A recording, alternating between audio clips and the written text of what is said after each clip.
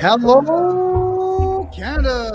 Hello, United States of America. Greetings to all of you all over lovely Panama, Latin America, and the planet. My name is Kevin J. Johnston. This is the Kevin J. Johnston Show that runs every single Tuesday and Thursday, 9 p.m. Eastern Time. It's the political show that the Canadian government simply cannot stand. And I know this because I've spent 7 months in prison due to doing this show. Is it because I'm good looking? Possibly. Is it because the content is real and raw and exposes the government? Well, definitely and entirely.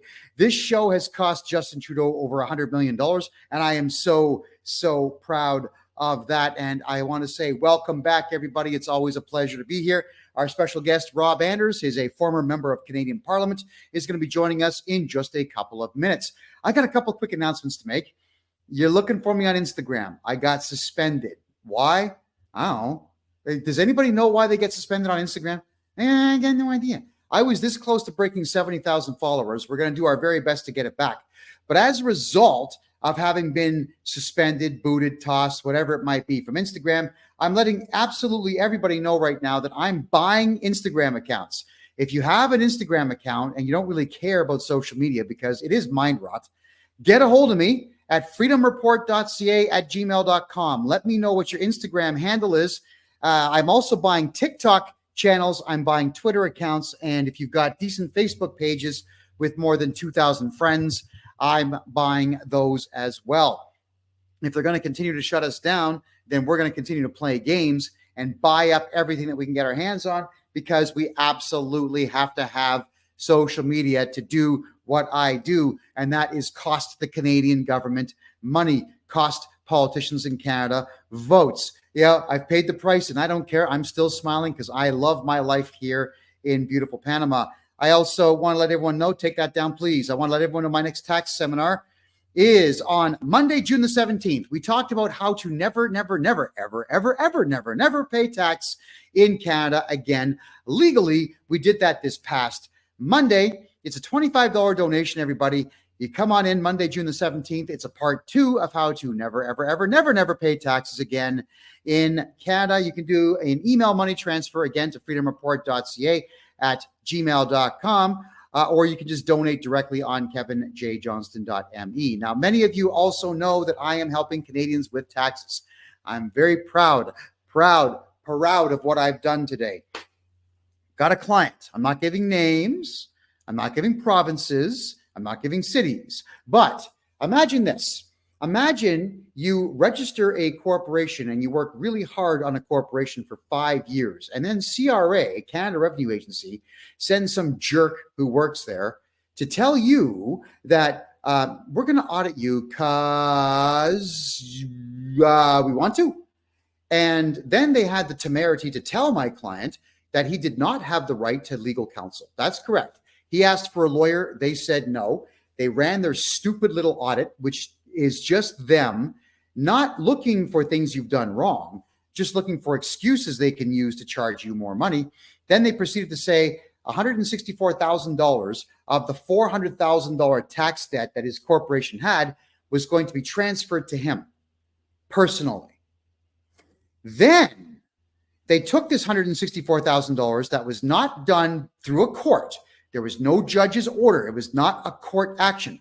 It was just some bitch. That's all she was. Her name is Diane Moore, and you're going to learn a lot more about Diane Moore in the coming weeks. Well, this individual takes this $164,000 at arm's length assessment, which means nothing in law. It has no legal meaning at all, and proceeds to threaten his employer with an assessment and an audit if the employer does not garnish this man's wages, and then has also the balls to tell the employer that if this man has family court issues, that the company is to pay CRA first. I've never come across anything so brazen in my life. Believe me when I say this, folks. I have more experience in the court system than the average lawyer does. I know more about Canadian law than most lawyers do. I know more about Canadian law than every cop in Canada. I promise you that. And when someone writes a letter like that, they have just pulled fraud over $5,000.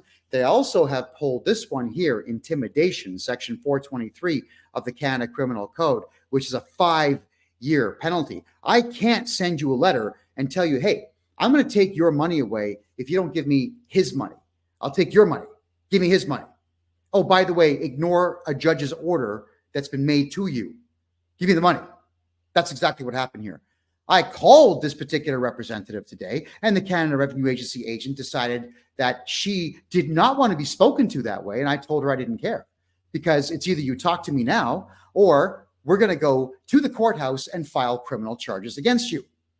Right. Then she wants to quote CRA policy. Hey, I told her, you guys know about policy. Remember, we've gone through this with the COVID nonsense when hospital staff told me their policy forbade cameras. And I told them, I don't care. I don't work for you. Same thing. I don't work for Canada Revenue Agency. I made this piece of scum cry. I kept asking for a supervisor. She wouldn't give me one until she started crying. And then the supervisor took the phone call. Well, guess what? The regional manager for Eastern Canada will now be calling me Monday at 1 p.m. Oh, yeah. We are really going to have some fun with this. The Canada Revenue Agency has absolutely no right to say, hey, you know what, this debt here, we're just going to make it personal because we feel like it. What a scam that is. So everyone, this particular individual, if this regional manager doesn't do what I tell him to do, and that is to reverse that $164,000, put it back in the corporation and remove all of the garnishing of the wages of my client, and then to further that, refund everything that was garnished, well, my client has been given full instructions by me on how to go to the courthouse and file criminal charges.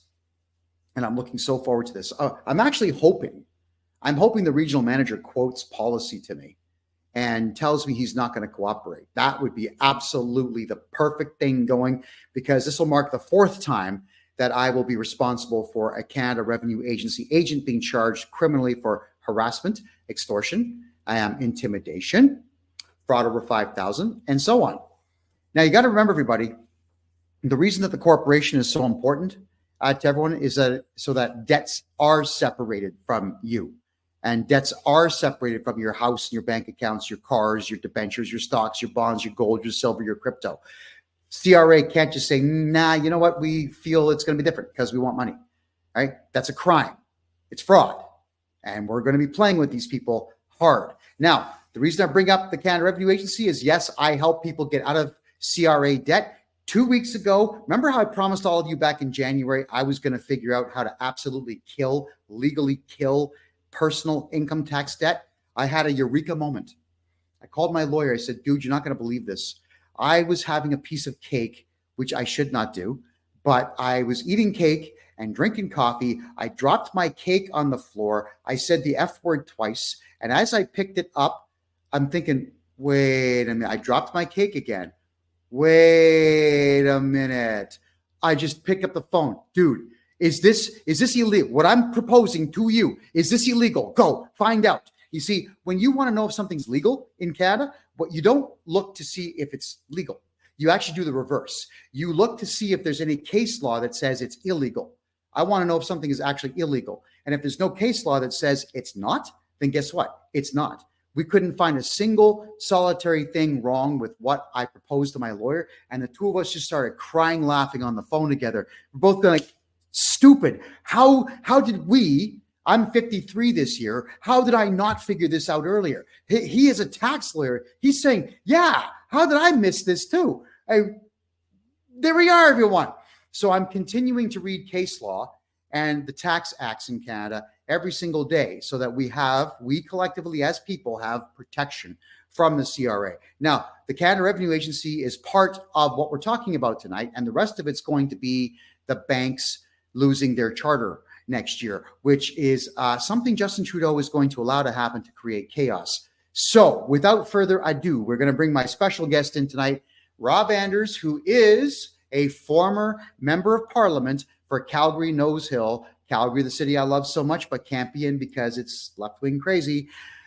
Rob is a banking expert. He knows what he's talking about. And here he is, Rob Anders. Great to see you again, man. Oh, I'm stoked, as the Aussies say. we're going to not only cover the problem with the banking issue. This is part 3, everyone, in case you didn't read the slide, part 3, but Rob has solutions tonight. Rob, you're on. Sure. Well, thanks. I very sympathetic to you helping people with the plight with the CRA. I was targeted for 7 years, and it's still not done. So, and I'm grateful to hear that people are working on that file. Now, is it possible? Because I know that I've done a bit of a PowerPoint. Is it possible to bring that in and incorporate into that into the discussion we have tonight? We can. I actually took your lovely slideshow and made it look a little more modern. That's fine. Just a little, but they have to overlay us because there is a problem with the software tonight that the crew that runs StreamYard is aware of. However, here is slide, Rob, number 1. Okay. Yeah. Well, basically, what are we going to do to fight this stuff?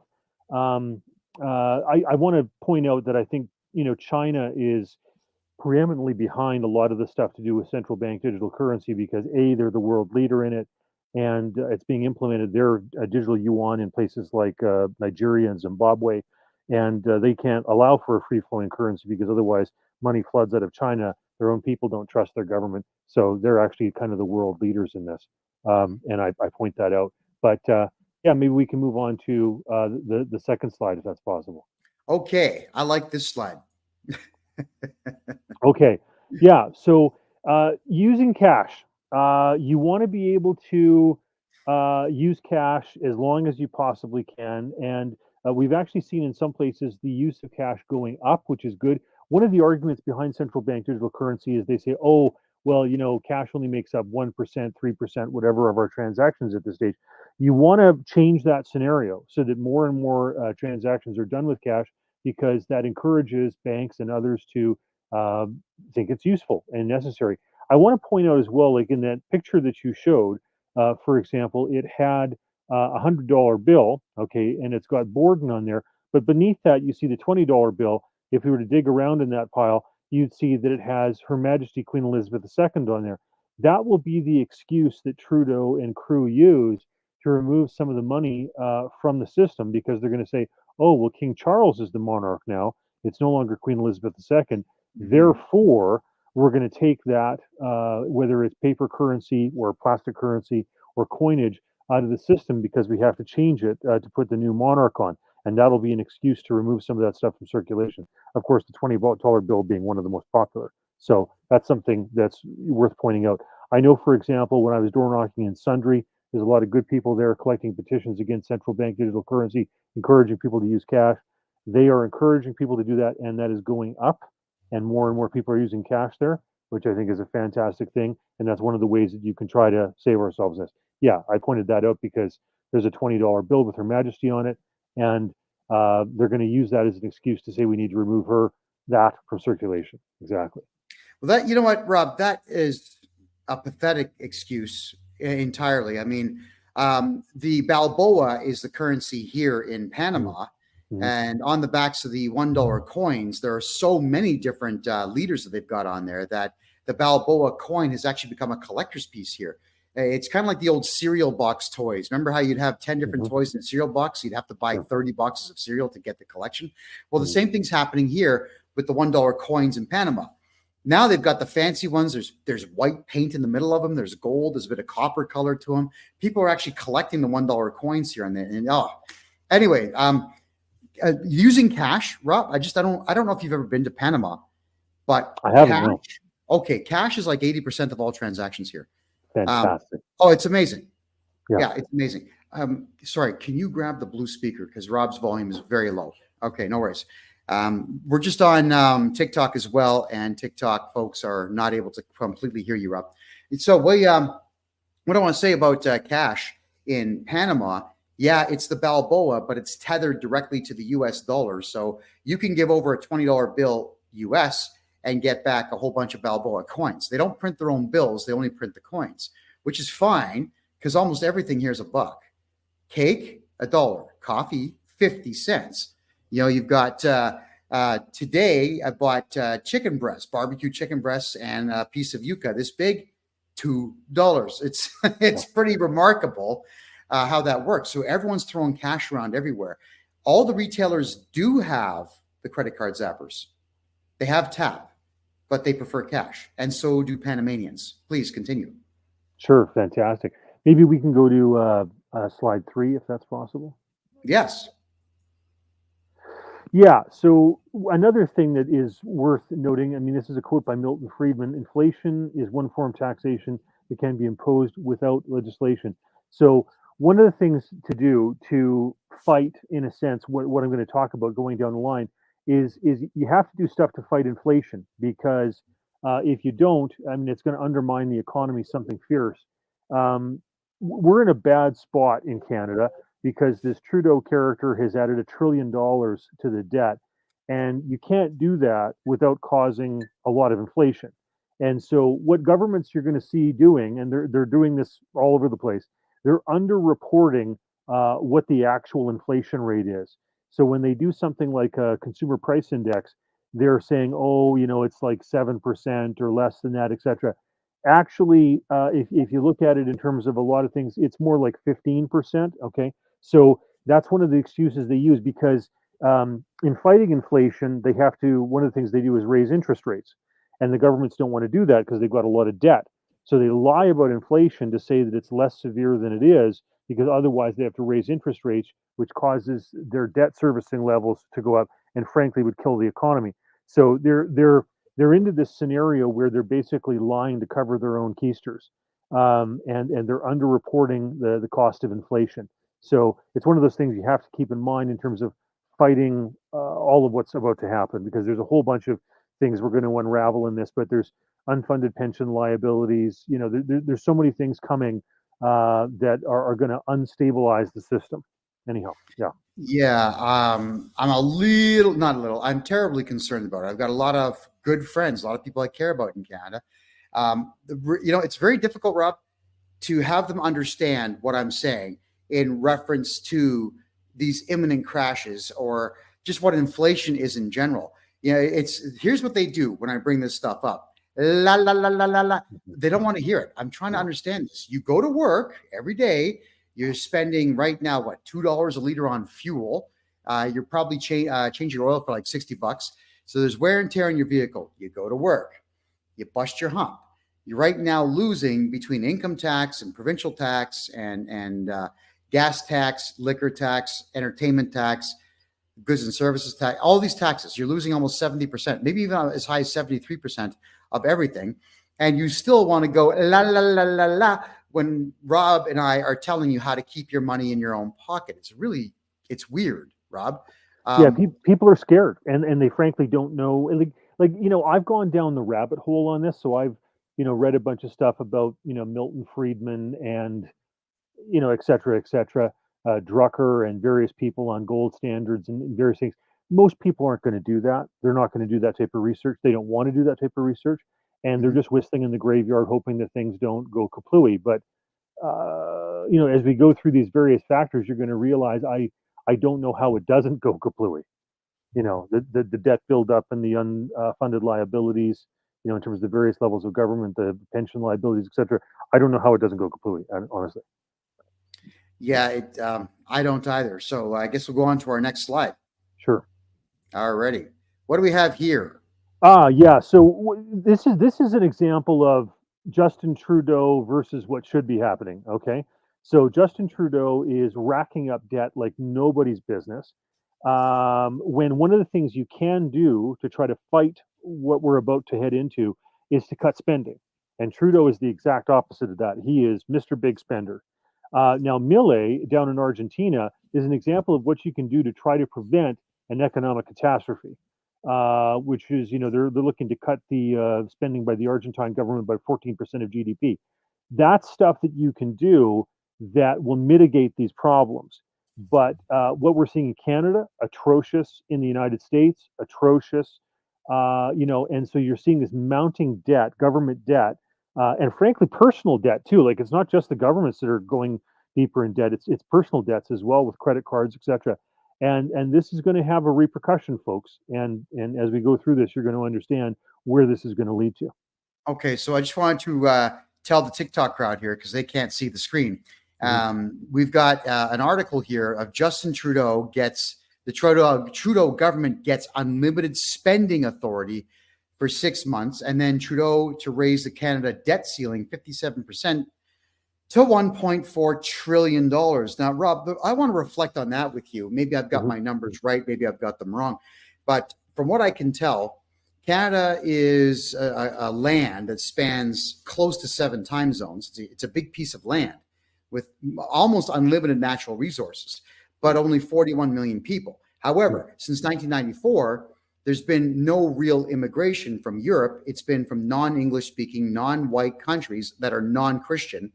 And we have now flooded the country with about 11 million people who honestly don't understand the language, nor nuance of language, nor our society or our culture, and don't care. So how is it that if we're going to be putting most of these people on a social assistance, that if we have a quarter of the country on social assistance, what happens to the country's ability to carry a currency? Go ahead, please. Well, I mean, there's so many problems. But yeah, I mean, obviously, if you're bringing in people who aren't contributing to the economy, I remember Howard Phillips, who used to be head of the U.S. Taxpayers Party, once he said, if you attract people to a country based on its benefits, okay, what it gives out, its social services, well, that's going to lead to bankruptcy, right? Because you're going to be attracting people who want to be on the dole, who want to take, who want to be on the welfare takers coalition. But if you attract people based on opportunity and say, we're not going to give you much, right? Like, we're not going to give you cash or programs or free healthcare or whatever, but you have the ability to work hard and make a bunch of money and not pay that much in taxes, that's an entirely different incentive structure. And you're going to attract a different type of immigrant.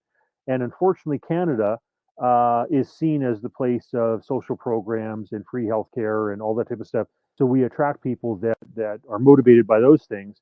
The United States has, for the longest time, been seen as the place of economic opportunity where you can work hard, keep your money, etc. That's less and less the case with these more and more kind of outlandish Democrat administrations and stuff. But yeah, that is a serious problem for Canada for sure.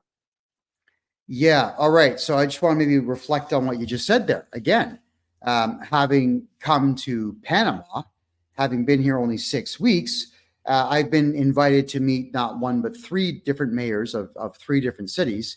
That includes the new mayors, plural, elect here, because the election took place about a month ago, and the government will change next month. And people are actually looking forward to a governmental change.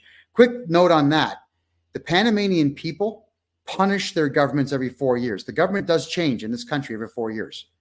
People never elect the same government twice. They just, as soon as you're not liked, the people go out, they protest, they get what they want, and the government is out. And this is hilarious. There is a highway, it's an elevated highway in my neighborhood here. It spans all the way east through the city. And underneath it, there are various areas where there are crowd control barriers that are just neatly placed on the sidewalk, because the police know on a moment's notice there's going to be a protest, and they're just going to, cordon everything off so the protests can happen. Those gates are not stored anywhere except for out in the open. So Panamanians have always got that reminder that they can shut their country down, and they do, to get what the people want. And it works, Rob. It works incredibly well. They have a 44-kilometer stretch of monorail, 2 different directions, being built right now to go 44 Ks west of Panama City to pull people into the city and get them out faster. And they're building a 4-lane highway all the way to the Costa Rican border on the west side. So, woo! It works when the people do come together, protest loudly, obnoxiously, sometimes rudely, but they don't turn it into a stupid dance party where everyone's smoking weed and dancing in the streets. Sure, Ottawa truckers convoy was a good time, Rob, but it turned into a clown show. It went from being inspiration around the world to some drunken stupor. Go ahead. Well, I'm grateful for them. I am. know. Yeah, I'm tremendously grateful to the trucker convoy, whether it's the guys in Milk River or Coots or Ottawa or down the Windsor Bridge, whatever. I mean, all of that, kind of made the government sit up and pay attention and change. And before that, it was more mandates, and after that, it was less mandates. So I give them a tremendous amount of credit. I do too. Yeah. but it could have gone further without all the partying and the drunkenness. Mm. If you want to change your government, everyone, you've got to stay serious. You got to stay focused. And I can tell you this: the police here in Panama, even though they're armed, wouldn't dream of stealing anything from anybody here, because 1,000 people would just take that cop down and strip him down naked. They would not tolerate that. Whereas Canadians tolerated the RCMP stealing their fuel, stealing their wood, assaulting them, pointing weapons at them. I don't know why it is that we have to tolerate that, because you're not going to get change. Your economy won't get better when your cops can silence you on a moment's notice and you don't stop them. Go ahead.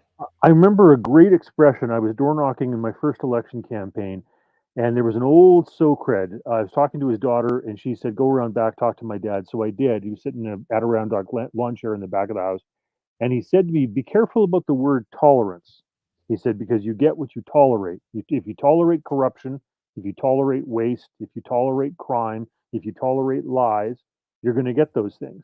And I always remembered that. What are you willing to tolerate? Canadians are very tolerant, and I would argue, when it comes to corruption and crime and treason, too tolerant. Yeah. Yeah. Okay. So tolerance, everyone, is a bad thing. Essentially, is what Rob is saying. And diversity is not a strength; it is a weakness. And Rob, I can tell you this: in Panama here, it's very difficult to know what anyone's particular racial background is because of all the intermixing. You can't tell. They don't have diversity here, though. They have different skin colors and different genetic lines, but they have one nationality. They have one religion here. That's it. So Panamanians are amazing people because they're Panamanians first. It's stellar. So diversity sucks, everybody. Unity is strength. Diversity, you can shove it. And I mean that. All right. Next slide there, Rob. What do we got going on here? Yeah. So this is basically where we're going to wind up. Okay. So here I give you an example of precious metals. The reason I've shown you ingots as opposed to coins is because if it's minted by, say, for example, the Royal Canadian Mint, then there is a potential the government could say, well, if we say that's a $50 face value, even if the coin's actually worth $2,000, $3,000, they're going to say, they could potentially say, well, we only recognize it as its $50 face value. That's the problem with coinage. But here we have, say, for example, these are gold ingots, and it goes all the way from 1 gram, which is about $100 these days, up until 1 kilogram. I would tell people, the smaller the denominations, probably the better when it comes to something like gold, because how many transactions are you going to do with 1 kilogram of gold? With how much that's worth, etc. Whereas 1 gram is $100. If you have an ounce of silver, that's going for, I think, close to $30 these days. 20 something, high 20s. So those are, those types of things are useful for day-to-day transactions. In the Weimar Republic, Germany, they used gold and silver necklaces, and they cut them up into their individual chain links so that they could actually do transactions, because the Weimar Republic, currency was useless. And you'll see as we go through this how the Canadian currency could very well go that direction. All right. Well, gold, you're calling them ingots. Some people call them bars. Your point actually is kind of an interesting one. Is there really a proviso in law that would allow them to have somebody's $3,300 gold coin be literally labeled $50 just because it says $50 on it? Well, it's known as the face value or the nominal value. Okay. And Okay. that's a problem. So back when Franklin Delano Roosevelt, for example, imposed a government monopoly on gold when he brought in the New Deal, 1933, etc., what they did was nobody actually went to jail, which is, I guess, a credit to FDR and the administration, but they certainly pressured people to turn in their gold. So it was illegal to melt it. So let's say, for example, you have a Royal Canadian Mint coin. They could say it's illegal to melt it or alter it because it's a minted coin. Okay. And then they could say we're only going to value it at its face value, its nominal value. If it's $50 stamped on it, even though if it's actually worth $2,000 or $3,000, okay, that's a problem. Whereas if you have an ingot, okay, or a bar, a large ingot is a bar, okay, when it's stamped at, let's say 1 gram, or it's a kilogram or whatever, somewhere in between, okay, that does not have a face value minted into it. All right. So that allows you a lot more flexibility, because if a government wants to get really nasty and say that you're not allowed to melt stuff because it's a minted thing, and because they're only going to honor it at its nominal or its face value, you're in trouble. Okay, and governments have done that. So that's why I point that out. I want to make sure people understand that or aware of that. Okay, so I suppose if there was going to be a currency collapse and somebody spent their time investing in gold coins in Canada that have the $50 face value, they should just keep them hidden and keep their mouths shut about what they have. Correct. Yeah. I'm just saying it's more problematic, right? Because you allow the government, because it's been minted, and because it has a nominal face value on it. That's a problem that some governments will exploit and have exploited historically. So I just want people to be understanding of that, and Okay. that therefore small ingots or bars or whatever are less problematic for that reason. All right. So then here's the question. Maybe you got the answer, maybe not. But the theory goes that because these pressed gold coins in Canada that you can buy from silvergoldbull.com and other places like it have the $50 face value on them, you are allowed to cross the US border with hundreds of these coins because the face value is only $50, but the gold is worth 3,300 Canadian right now. And there seems to be such varying opinions on whether or not it's going to be confiscated that the only way to find out is to try, which of course is silly.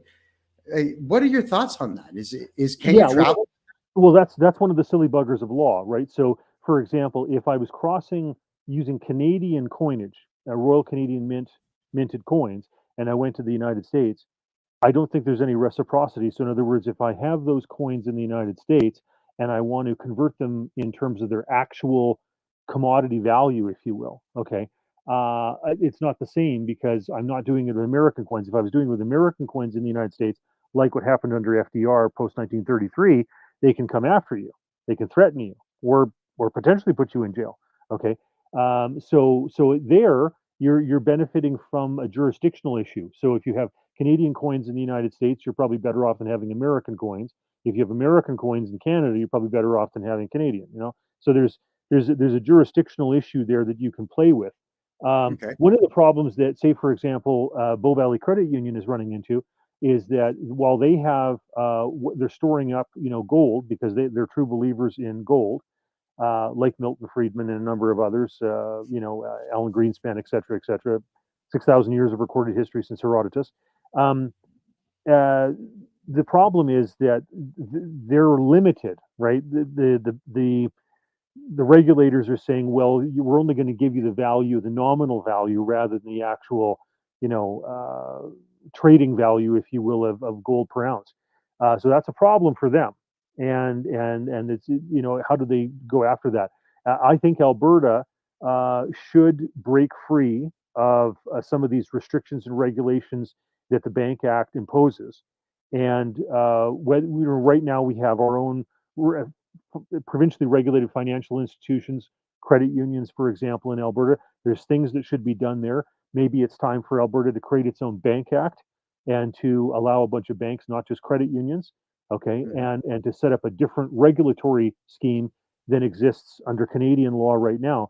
Because as I'll go through later with FinTrack and OSFI and ESG and all this type of stuff going on, we're getting to the point where they are literally going to be trying to kill fertilizer and oil and gas, various industries in Canada. Look at how they went after the truckers. They're using counterterrorism legislation, what they claim is counterterrorism legislation, to target truckers. Yeah, just regular Joes who have never even been in a bar fight. That's how Trudeau functions. All right, Rob, we're going to move on to our next slide here. What do we have here? So here, Milton Friedman saying a real gold standard is thoroughly consistent with classical liberal principles, and I, for one, am entirely in favor of measures promoting its development.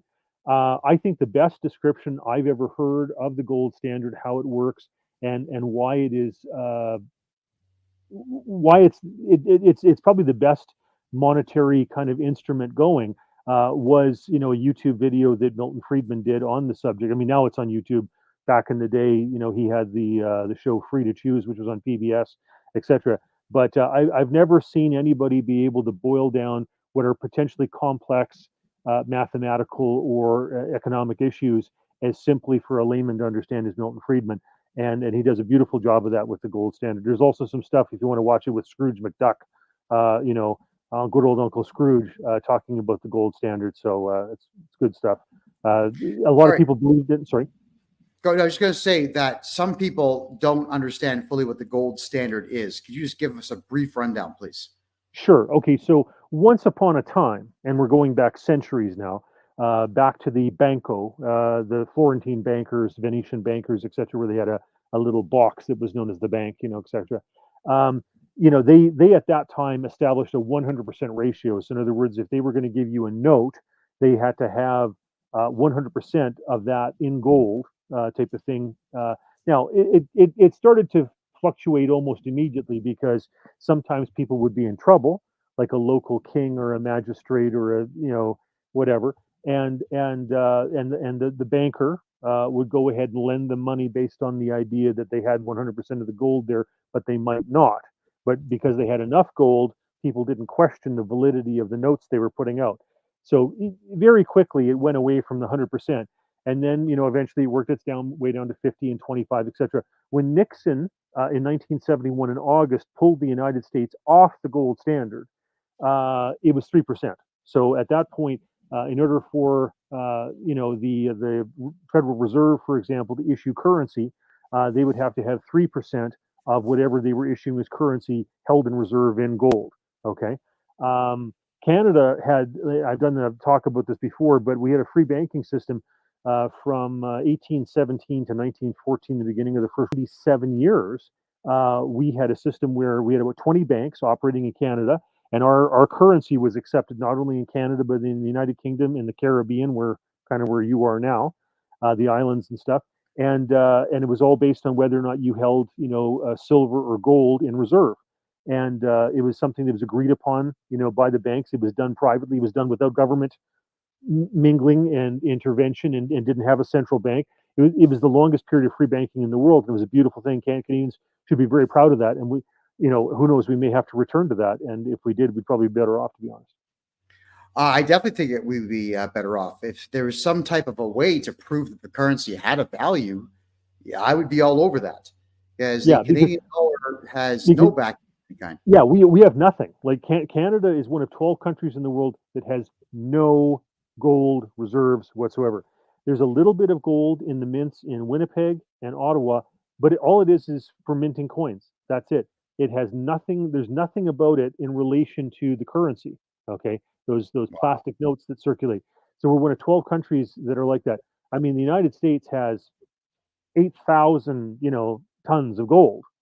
France, sorry, which country was it now? India, excuse me. I just saw that India repatriated 100 tons of gold from the United States, or London, excuse me, the banks in London, in London, back to Mumbai. So, what happened was, during the Second World War, and even before that, Europe was unstable. And the United States convinced a lot of people to say, put your gold reserves with us, because they had long established their gold reserves and their Fort Knox and all that type of stuff ever since the American Revolutionary War of 1776. The Americans have been operating a gold standard, because who would want dollars for this upstart little republic that was battling the British Empire at the time unless they had gold to back it? So they operated on that for a very long time, and they were the engine of democracy, etc., during the Second World War, and one would argue the First World War too. So the European countries trusted to have their gold in the United States, and the United States guaranteed to them that that would be the case with Bretton Woods in 1944. But by 1971, Nixon decided to pull the U.S. off the gold standard because he was worried that Charles de Gaulle was going to repatriate their French gold from their holdings in the United States to France, and so he pulled it off, and in a sense broke the agreement. And so then after that, what happened was the United States, realizing that energy equals money, promised Saudi Arabia that they were going to protect them, politically, militarily, etc. And so in a sense, the oil reserves of Saudi Arabia, and Saudi Arabia committing that all of the purchases for Saudi Arabian oil would be done in U.S. dollars and pricing in U.S. dollars, now created the petrodollar. And so that was, in a sense, Bretton Woods 2.0. That's how that worked. And so I would argue that in the old Roman Empire, you had gold, you had silver, you have copper. one might argue you could toss in platinum as a precious metal these days, and the petrodollar has been basically the backing, if you will, of U.S. currency, since 1971. So I would argue you could toss oil in as well. But anyhow, those are things of real value. Yeah, and it's funny how real value seems to be only the perception of the public that doesn't understand it. Here, let me give you the example I want to give here. I used to live in Harlem, like way back in 1996. And what I can tell you is about the black dudes who weren't married.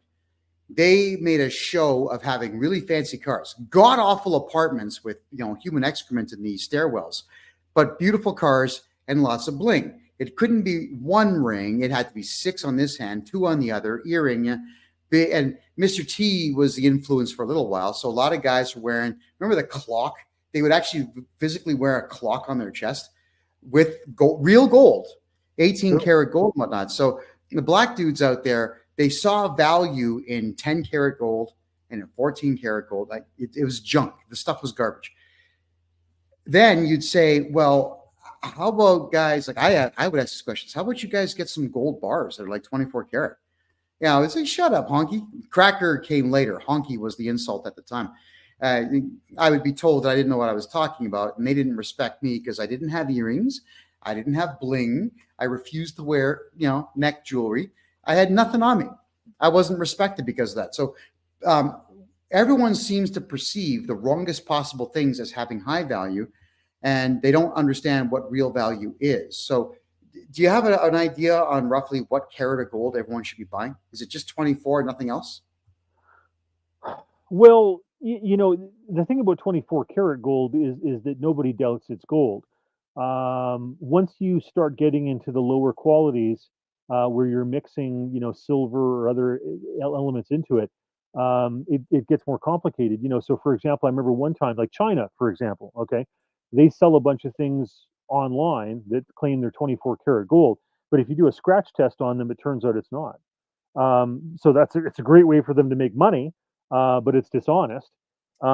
So you have to be careful. There's a lot of things that are sold as gold, but unless you do a scratch test to determine it's actually 24 karat gold, it might not be, and you get hosed. You end up paying hundreds of dollars for something, or $1,000 for something that winds up being next to nothing. It's tin basically. Well, seeing that gold is not it's not magnetic. Does a spectrometer actually read it properly?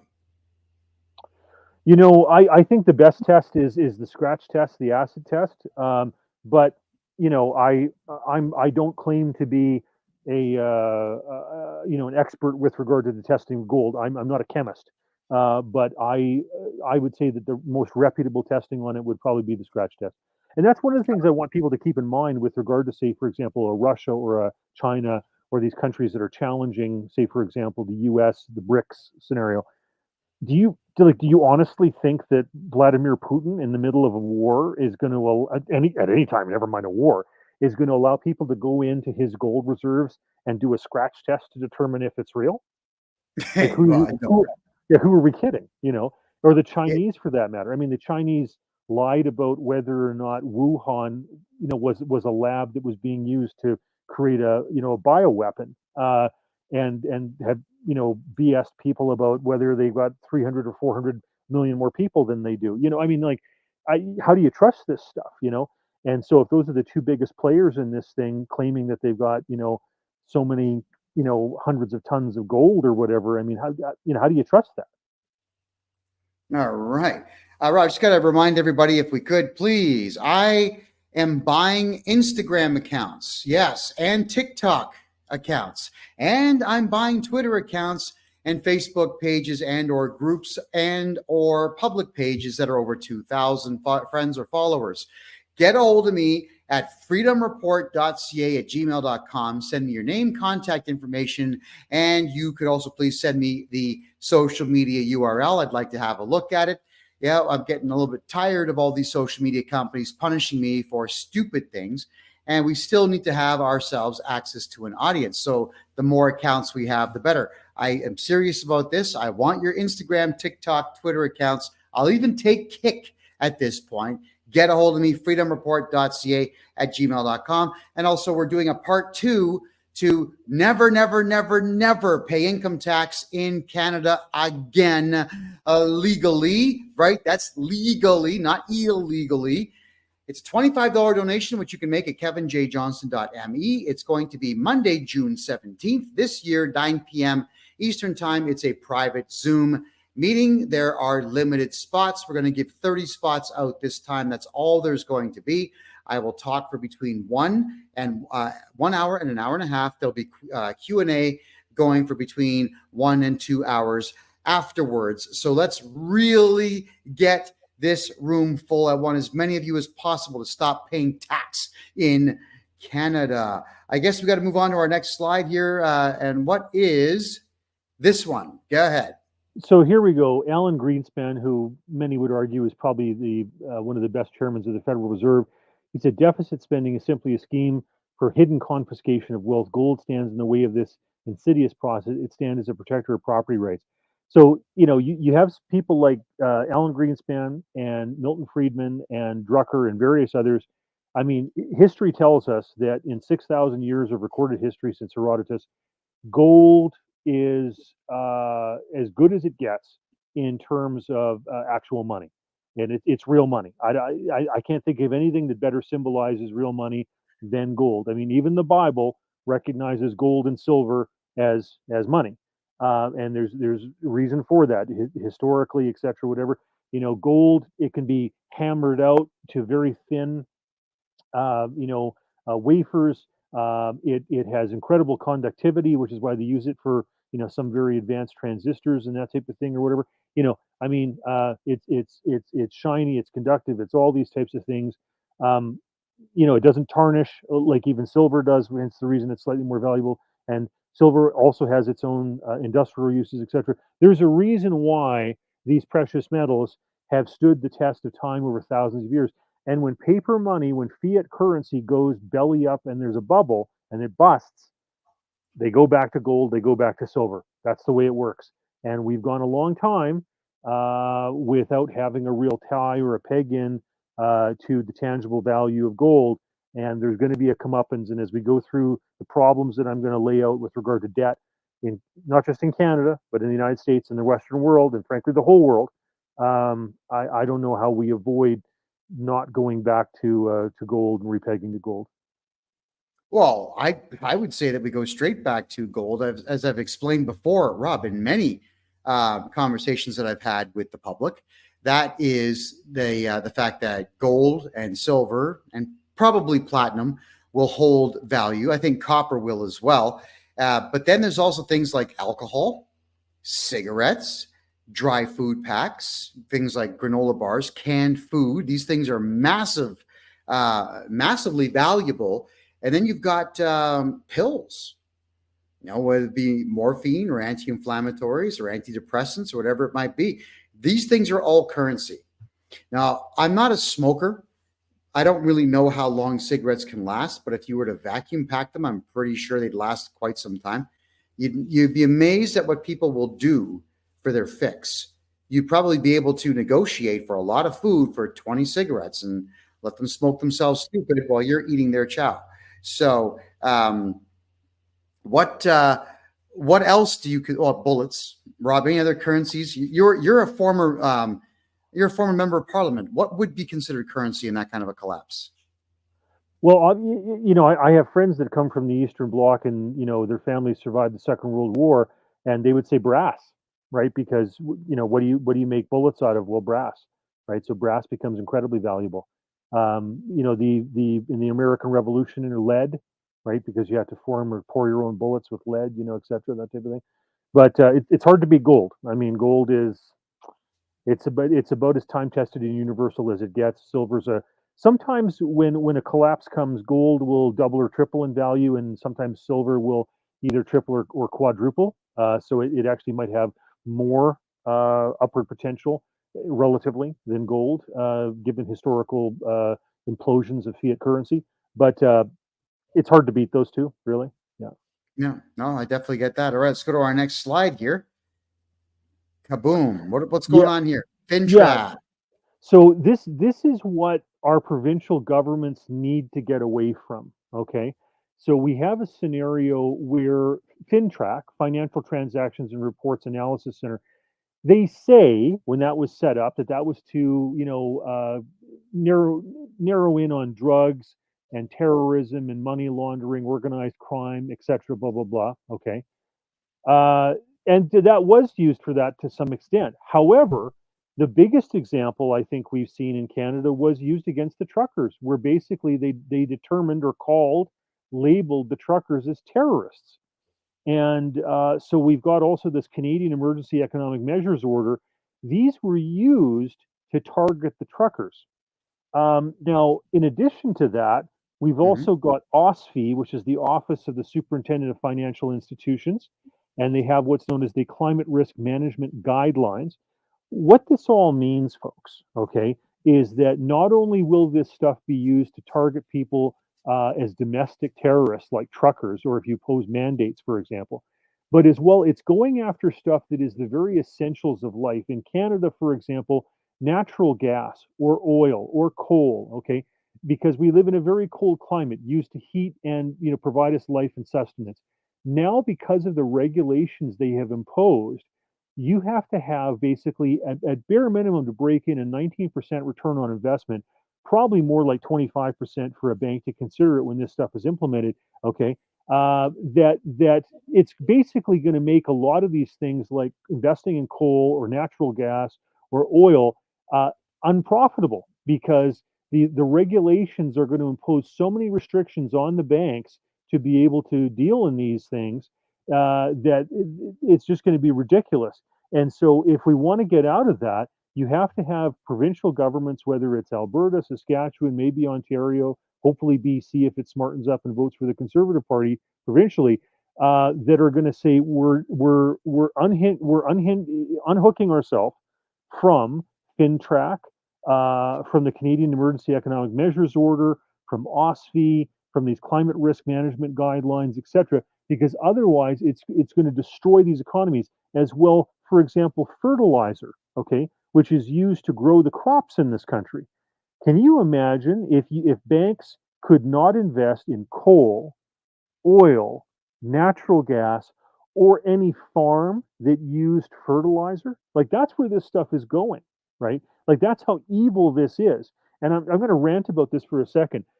Yeah, of This course. guy Trudeau, he bought enough jabs to have every single man, woman, and child injected 11 times. Okay. Thank God most people stopped after a few. I never got any, and there's been some people who've been duped into taking as many as 5. But you know, if if if that had been done, just imagine the adverse reactions and the deaths. I mean, it's already astronomical. But this guy did this after he knew that China had used our Winnipeg laboratory, our biohazards lab, to smuggle out stuff to weaponize and create a bioweapon. Okay. And yet he still went ahead and bought all of these adverse reaction jabs. Okay. It's treasonous.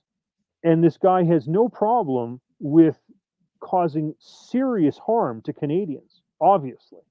So now when you take this into effect and you say, oh, but some people think they say, oh, but that Trudeau guy or his Liberal cabinet, they don't really want to destroy the farms by depriving them of fertilizer. They don't really want to shut down all the coal and all the natural gas and all the oil and have people freeze in the dark, do they?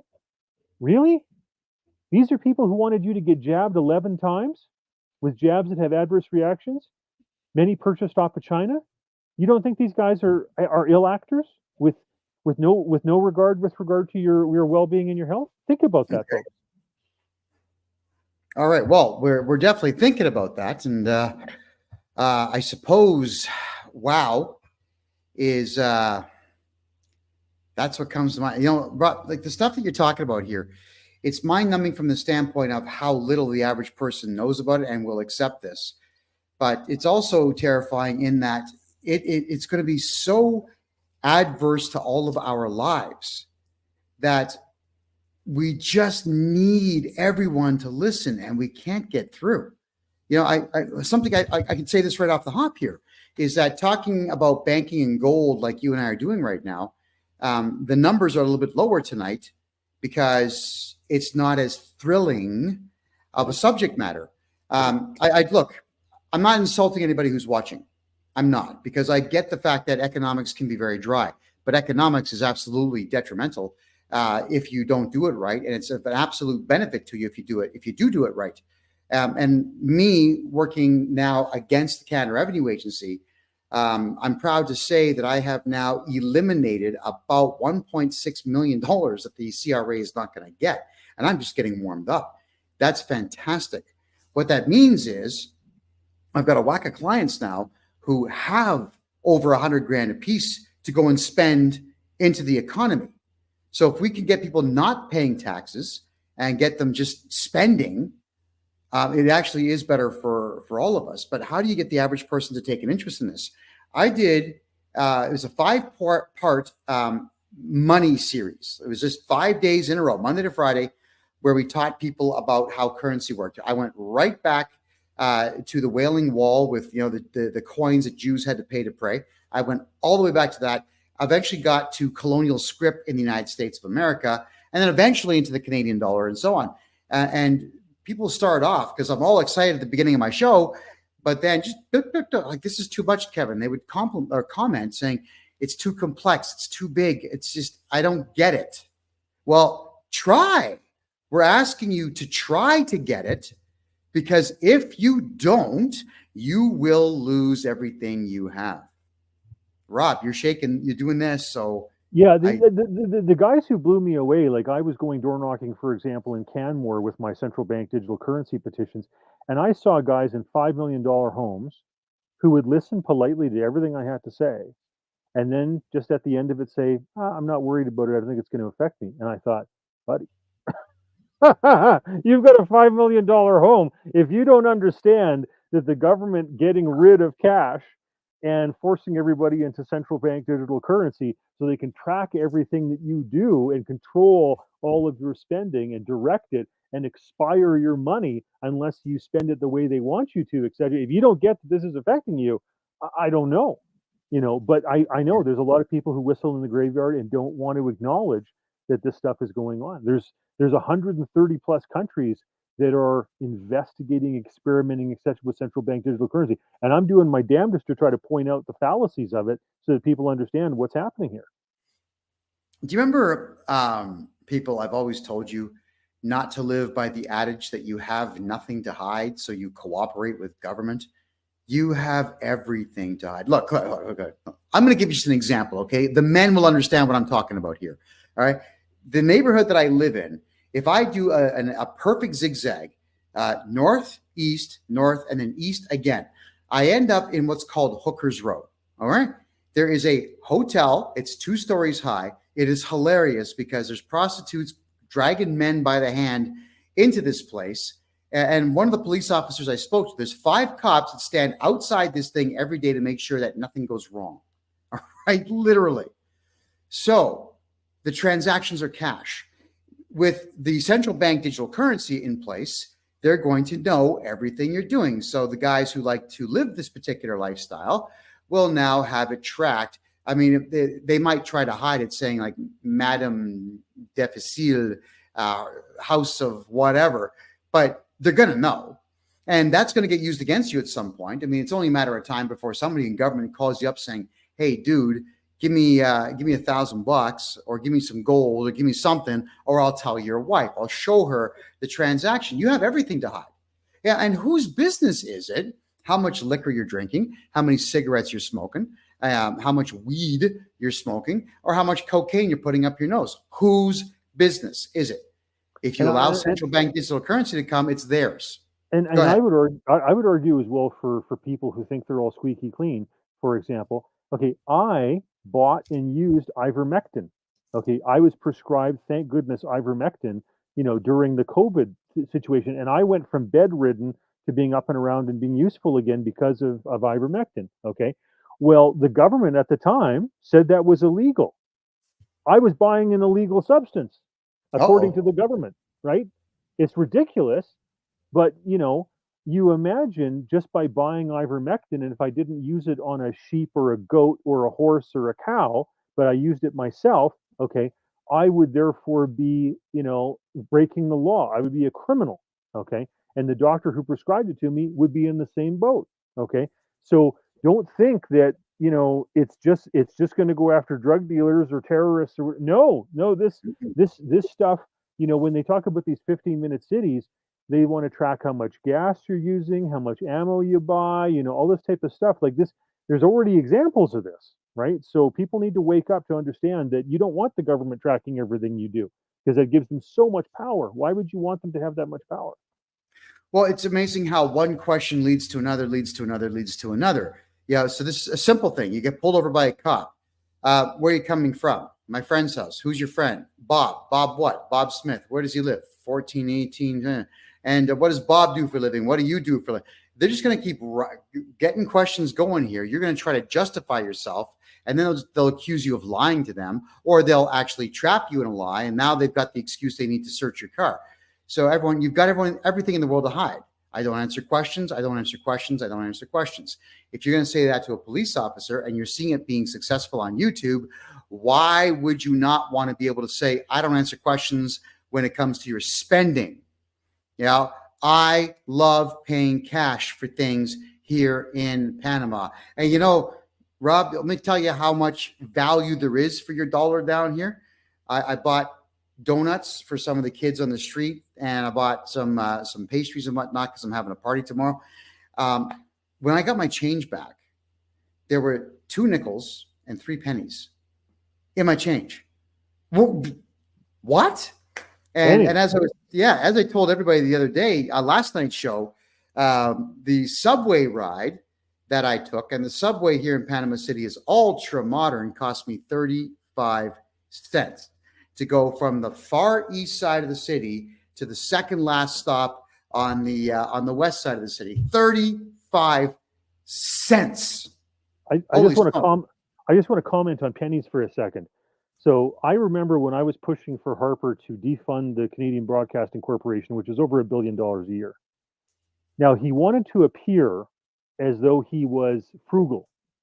So what he did is he eliminated the penny, okay? And eliminating the penny in Canada saved him $11 million a year. So it was, but of course, think of the cost to the economy with all the change machines that had to be altered over. There was way more cost to the economy than $11 million for getting rid of the penny. Okay, all the cash registers that had to be altered, etc. Huge, way more cost than 11 million. Okay, but it made him look like he thought it made him look like he was frugal because he was saving $11 million in copper or whatever per year. Okay, but it's all smoke. It's all smoke and mirrors. Because if you actually wanted to save some money, you could have saved $1 billion a year. To eliminate the funding for the CBC. Anyhow, I digress. Yeah, and the Canadian Broadcasting Corporation, I know you're all watching this right now. It is incredible that every single time a pedophile speaks, you guys give them the microphone and you applaud them and you clap for them and cheer them and you let them talk directly to children through your network. You people make me sick. I can't believe, Rob, that the last year's budget was $1.4 billion for them. Oh, man. And they're incapable of putting a single show in the top 20 in the ratings. I remember when Gian Gomeshi was up for trial. Okay. And even before the trial, when there were just pending charges, okay, they spent over $1 million to create a war room to defend Gian Gomeshi with regard to his sexual assault stuff. Can you imagine? $1 million. It's insane. Anytime I used to have some CBC reporter come after me saying, "Oh, Mr. Anders, can you come in this?" I would turn around to them and say, "Oh, you want to talk about Gian Gomeshi?" And they would shut off the microphone, they would turn the camera down, they would walk away and go, "Come on, why don't you want to talk about Gian Gomeshi? He's a colleague of yours." Walk away. Well, that's what they do. They walk away, and it was amazing how angry they used to get with me when I still lived in Toronto. Every time I put the microphone, when they're doing their live newscast, I put the microphone in their face saying, "Why do you lie to the public? Yeah. Do you not ever feel guilty about the fact that you're responsible for death and suicides in the country?" Yeah. And they would just leave. I was very grateful for one of the former CBC reporters. He was interviewed by Jamie Saleh and Theo Fleury with Joe Bourgault's show Fire and Ice. And he just laid bare the lies and the lack of professionalism with regard to COVID and the mandates and the jabs and all that stuff that went on, where they were misleading the Canadian public about the safety of those jabs. That was, I'm grateful for him to come out and say what he thought about the lack of professionalism for the mainstream media and the CBC particularly. Yeah, well, I'm glad that he did that. Okay, so we got to move on to our next one here. Oh, FinTrack. One last comment on these guys here. FinTrack, you and I talked about this briefly today on the phone, and that was FinTrack was the Financial Transactions and Reports Analysis Center was supposed to be an institution that found out who the drug dealers were and stopped them from transferring money. And you know what they did a year ago? They decided to tell the Canadian public, we are going to track all Bitcoin transactions over $3,000. So do you really think they care about drug dealers, or do you think that maybe they are drug dealers trying to take our money? Quick thought on FinTrack and what they do. Go ahead. Yeah, central bank digital currency hates Bitcoin. It hates private cryptocurrency. Now, I'm going to admit that I'm somewhere kind of between Charlie Munger, and Milton Friedman on this, okay? In the sense that Milton Friedman would probably say, if you're going to have an currency, an electronic currency, then certainly make it private, not this government mandated garbage, okay? So Milton Friedman would probably say thumbs up to Bitcoin as opposed to central bank digital currency. Okay, fair enough. I'm also a little bit of a Charlie Munger on this, where I say, well, you got to ask yourself, what the hell backs it, right? I know what gold is. I know what silver is. I even know what copper and platinum and oil is. But when you ask me, like, what's the backing on Bitcoin, so I mean, I let's put it this way. I know that El Salvador is doing this experiment where they're doing Bitcoin rather than central bank digital currency. Far better to do Bitcoin or some sort of private e-currency than it is to do a government mandated thing with all the controls and manipulations that are part of that. Just look at China. That's all you have to do. If you want to understand the future of central bank digital currency, look at China. The money expires. They can restrict based on what you post. Your ability to buy plane tickets, train tickets, bus tickets, get government jobs. Et cetera, et cetera, et cetera. So that's where that's going. But Okay. I just, Well, I just want to say how silly your social credit score and your digital currency can be in the way that it impedes you, especially considering how weak the Chinese government really is. And China's got this weird cultural thing. It's called saving face. So if you lose a boxing match as a Chinese boxer in Canada or the United States, and that Canadian guy comes back to China, no matter what, you're going to win that boxing match. Even if you get knocked out, you're going to win because you have to stay face. I hate it. It's a stupid culture. It's a really dumb cultural phenomenon. So there's these weird monks in China, and what they do is they claim that they've got these martial arts where they go, whoa, and people pass out and whatnot. And there was a boxer who debunked this by beating the living crap out of one of these shysters, one of these martial arts liars. What happened? The Chinese government banned him from traveling on all trains in the entire country. And he was way out in the Zhaipan province, so he was nowhere near Beijing or Hong Kong. So the guy has to drive or hitchhike now because he made some loser save face, but it turns out this loser who was pretending to be a magical martial arts guy, he was just friends with a politician. That's all that it was. And the politician saw it as an attack on him. Wow. Yeah. Once again, on this subject of BRICS and China and gold, for example, I just want people to understand, if you want to buy fake gold, China is one of the best places to buy fake gold from, right? Where you think you're buying the real thing and it's not, and you get it scratch tested and it's not. It's mostly tin or something, okay? And if you're going to trust that country with its mentality on saving face, okay, to say that it's got 3,000 tons of gold and dropping, by the way, every day, but anyhow, and actually believe them, ridiculous. You're asking for trouble if you believe them. All right, our next slide here. What's going on here, Rob? Well, this is where this stuff is leading to. Okay, so when you have, say for example, OSFI and you have FinTrack and you have all these regulations, what's happening is when you're using a federally chartered bank, okay, and even provincial banks that comply, pay attention, provincial banks that comply, what's happening is you're in effect giving all that information. You may think you're doing business with a provincial bank or a provincial credit union, but if they willingly provide this information to the federal government, okay, then all this, diversity and equity and inclusion garbage, okay, is gonna hurt you, okay, because they have the ability to look into things. This transparency argument and accountability argument, okay, they're going to look into things. It gives for example, the Canada Revenue Agency the ability to look far more deeply into your stuff. Before, they used to have to try to request off of banks to get the account information. Now, with this reporting requirements and everything else, it makes it so much easier for them to go in and snoop around. And I just warn people, and this is why the provincial governments need to wake up and pay attention here. You need to divorce yourselves from these federal instruments, from these federal regulations.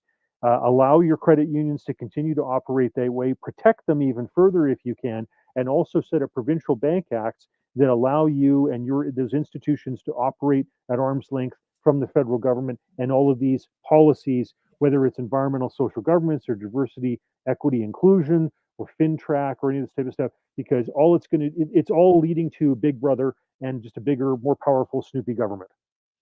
Yeah. Okay. I just want to read what's on this slide here because, man, it's childish language. It really is. So, New York Times says our workplace diversity programs doing more harm than good. Employers everywhere are deploying diversity, equity, inclusion programs to be less racist, but do they even work? And Rob, the answer is no, they don't. The reason that you and I met, the only reason you and I met, you shouldn't know who I am. Nobody watching here, or over here should know who I am, because due to this diversity, equity, and inclusion nonsense, I was told for 16 years in Canada, I'm sorry, we're not hiring white males right now. Because I guess what? We have to feel sorry for other races. Is that what it is? We have to feel sorry for women. And we have to feel so sorry for other people who are unqualified that we're willing to actually put 2 or 3 unqualified people in positions where somebody could die because they don't know what they're doing. That's pretty condescending, don't you think? Let me give an example. If my house is on fire and they send firefighters and I happen to be 3 or 4 stories up, okay, smoke billowing out, etc. I'm not any better off with a woman who's 100 pounds dripping wet who can't place me over her shoulder and carry me down a ladder if I'm suffering smoke inhalation. Okay, you need a 200-pound plus whatever muscular big firefighter who can do that carry by putting a grown man over his shoulder and carrying him. Yeah. You need a man to do that. Yeah, that's right. So we, it should all. I'm a big fan of this. It should all be merit based. I think we should have never gone down that route of affirmative action and all that type of stuff. I think that was a mistake. It should just be merit. Yeah, well, because we're always trying to show the world how sensitive we are. Making women police officers and firefighters is really stupid. And if I was inside of Canada, having said what I just said now, I would be arrested. The cops would be kicking in my door right now, arresting me for it. But ladies, you can't do it. I weigh 200 pounds right now. Name a woman out there who is 100 pounds that could physically lift me and then carry me, like Rob said, down a ladder where you have to watch every single rung that you're stepping on. Or how about this? How about just 60 feet over to a staircase and then maybe carry me down the stairs? You can't even drag a 200-pound guy if the stairs are made of concrete because there's not enough slide. There's too much friction for you to pull me. Ladies, you can't do it. You just can't do it. What's wrong with making babies and like staying home and raising them? For God's sake. I'm going to tell a story because when I was first elected as a member of Parliament, I was invited down to a Calgary firefighters Christmas party. And I went down to this and I was asking him, I said, do you guys ever have government interfere with regard to the effectiveness of what you do, et cetera, blah, blah, blah, blah, blah. And I remember they looked at me and then they kind of did these shoulder checks and they started opening up and telling me stories. and they said that once upon a time, back when things were a little more common sense, what you would do is you'd take a bunch of males who were interested in joining the fire department, and you'd make them do a flexed arm hang, because that would tell you what their upper body strength was and whether or not they had upper body strength. It's a simple test, can you do 90 seconds, 120 seconds, whatever. Okay. Simple, easy test. But then as time goes by, they weren't allowed to do that because that was gender biased, you see. And so then they had to come up with these things where you had to do a complex test, and it involved hoses and ladders and timings and all this type of stuff and blah, blah, blah, blah, blah. And they would do it. It cost a lot more money. And they had these huge programs where they would try to recruit, minorities and all this type of stuff. And they spent enough money that they could have hired an extra 2 firefighters. But instead, they spent it all on this diversity, equity, inclusion stuff. And they said the result is this, that, there might be the odd woman who at the age of 25 could have passed the flexed arm test or the flexed arm hang test or the other machinations. But, what happens is in the firefighting business is you give it 10, 20 years, there's going to be some firefighters who suffer smoke inhalation, chemical, bad fire, et cetera, whatever. And those guys can't be like they were when they were 25 at 45 or 55. So those guys ride the desk. But the reality of it now is that those guys can't ride the desk because the women who qualified at 25 are no longer able even at 35. Okay. And they're the ones who ride the desk.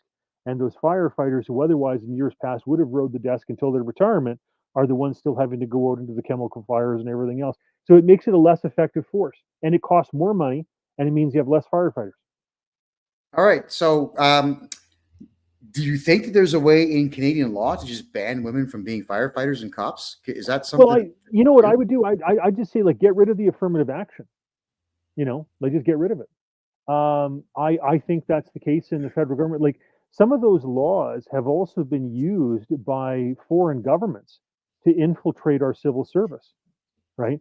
So if, say, for example, you're the Chinese and you want to infiltrate, say, for example, the Canada Revenue Agency or you name it, whatever the department is, and you go ahead and they fill out the forms and whatever, indicating they're an ethnic minority, et cetera, whatever, then all of a sudden it makes it easy for that foreign government to go ahead and infiltrate our bureaucracy, right? So some of this stuff is just nonsensical. I remember there was a proposal at one point in our federal government when Harper was prime minister that, and I think this was Peter MacKay, if I remember, that put it forward, was that veterans of the Canadian Armed Forces would get preferential treatment for hiring in the federal bureaucracy. I supported it. We had other people who didn't, and it was all because of these diversity, equity, inclusion reasons. I remember clearly the person who opposed it in caucus said that they thought the Canadian military was too white, was too patriarchal, was too male, was too that, was, whatever. These people who had put their lives on the line for the country would not get preferential treatment because this person didn't like their skin color or whatever, blah, blah, blah, blah, blah. And so we missed out on rewarding these veterans who put their lives on the line for us to get priority treatment. Rob, white people become cowards. They don't fight this stuff.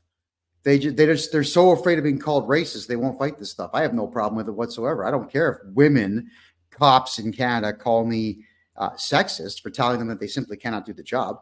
I remember I said this and I was serious. I was serious then and I'm serious now. I said, if there's any female police officer out there who feels that they want to prove to me that a woman can actually take a man down, then we will have a bare knuckle fight here. I'll drop you $100K. All right. I have a guy here who will pay the bill. If you win, it's $100,000. I said, if I lose, I will shoot myself in the head live because I don't deserve life if I can't beat a woman in a ring. Now, of course, I got phone calls, angry phone calls from a couple of women's groups in Canada, but no challengers. I'm still waiting for the challengers. Look, ladies, you can't do it. Okay. And I understand like the emotional issues that they have. I had a stalker who was a female cop. She just didn't like me. Spent all of her time harassing me, my kids, my wife at the time, my family members, my aunts, my uncles, writing down everyone's license plate that showed up in my house or my office or anywhere else. Why? Because she had an emotional reaction to something that I said, which wasn't about her because I didn't know who she was. But this woman called me daily. You can't say that on Twitter. Take it down.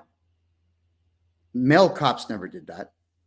Female cops do. So there we Yeah, are. back in the 60s, RCMP officers were hired, one based on their moral character, their ethics, right? That was a big thing. So they actually cared about where you went to church and how often you went and stuff like that. Like today, they don't do that. They don't ask those questions. But anyhow, they wanted to make sure that you actually had a moral compass going into that profession. But the other thing was as well was that they were physically imposing men, right? So if a Mountie showed up wearing his red coat and he was 6'4", walking into a bar, people were like, "Oh, the boss is here." Okay, that's not the same if it's somebody who's barely 5 feet tall, 100 pounds, dripping wet. It's just not the same. Okay. Now, as for diversity and all this stupid nonsense, when we have these policies, I'd like to introduce you to Miss Alabama. I don't want to, but I'm going to. This is Miss Alabama. All right. She is going to be able to compete now for Miss America. Yeah. Okay. So we know the left wing put this woman thing, whatever, in specifically to make the point that diversity, inclusion, equity, all that nonsense is not going away. But that's like a butt in the front.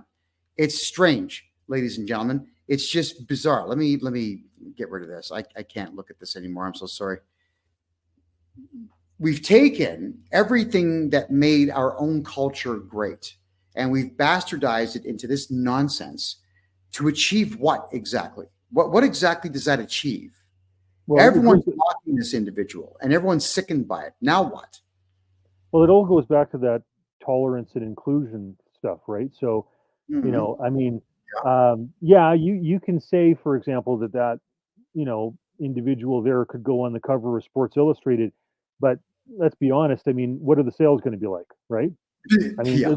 the reason you put somebody on the cover of Sports Illustrated is to sell magazines, and let's face it, when they do things like that, they're a flop, right? Like it doesn't work. So I'm all about the merit. I really am, and I think that the more you deviate from that stuff, you're cruising for a bruising. Oh yeah, and this new Star Wars show, I think it's called The Acolyte. It's a very miserable, far left wing, half lesbian, half unicorn, half horse, black chick who is the lead character, who is rude and crass and vulgar in everything she says and does, and then admits on some daytime talk show that pissing white people off was the point of giving her this role and writing this series. She just admitted it. And all the black people in the audience going, yay, like, let's give the white man a tough time. Again, for what? People are leaving Disney Plus en masse. Disney's movies are losing money. You got this stupid movie called Furiosa right now, which is supposed to be Mad Max, but some chick. Right? Why? It's not making money. It's making so little money, they've decided to re-release it as a black and white movie to see if they can get people enticed to go. So this diversity stuff loses money because people don't want it. And in fire departments, gets people killed. Rob, let's go to our next diversity slide here. Here we go. Sure. So this is just one of these other, words, equity, with regard to diversity, equity, inclusion, right? So it shows here the programs in universities are being cut across, DEI is what it says, programs in universities being cut across the country. What does this mean for higher education? You got to be careful with this stuff, right? Because, do you mandate how many Jews can be in a class? I mean, that was, an issue back in the 20s and the 30s, etc. Do you mandate how many blacks, how many whites? Ezra used to give a great comment back when we were in university. He's now, of course, head rebel at Rebel News, but he said, let's take, say, for example, the issue of Jews and Arabs. Okay, when government does funding, do you fund based on the number of Jews and Arabs there are in the world? Do you fund based on the number of Jews and Arabs there are in Canada? Do you fund based on the number of Jews and Arabs there are in Alberta or in Calgary? Or do you fund it based on the ones who are actually signed up as members? How do you decide that a given mosque or a synagogue or a cultural association, how do you decide how much money it gets? How do you, you have to start getting ridiculous with regard to this stuff. It's almost like the South, where they had, somebody who was half and then octoroon and quadroon, and trying to figure out all these, complex machinations with regard to what somebody was. How do you come up with a fair understanding or calculation with regard to which group gets what, right? I would say, and he said this, don't fund any of them. Like, stay out of that.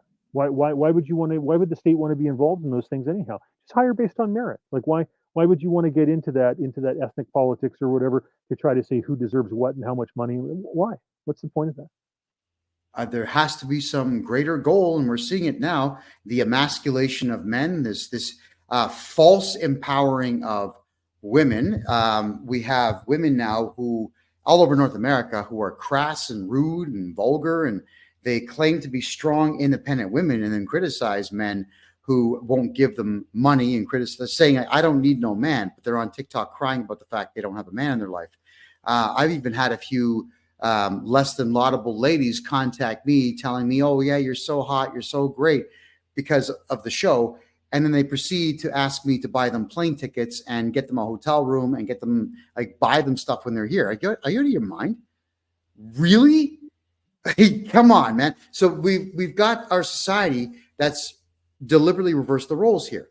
Women are supposed to be rude and demand everything, and beta males are supposed to just give it to them.